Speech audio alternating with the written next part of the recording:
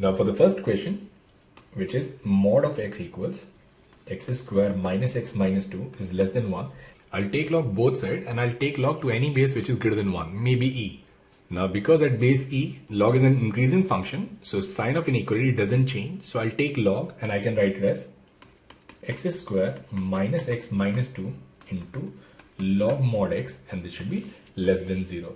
Now product of x square minus x minus 2 into log x should be negative. So now I'll take two separate cases. Case 1, when x square minus x minus 2 is less than 0 and log mod x is greater than 0.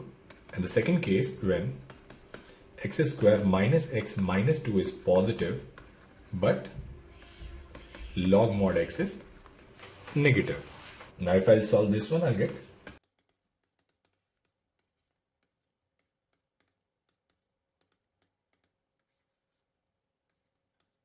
and from this one, if I'll take anti-log, I'll get mod of x should be greater than 1.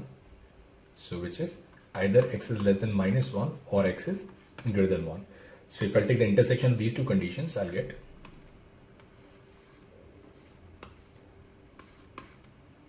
either x is less than minus 1 or x is greater than 1. So the condition here is x belongs to 1 to 2. Now for the second case, x square minus x plus 2 greater than 0, we have already done that. So which is minus 1 and then 2 plus minus and plus less than minus 1 or greater than 2 not included, and log mod x less than 0, I'll take anti-log. So mod of x less than 1, x lies between minus 1 and plus 1.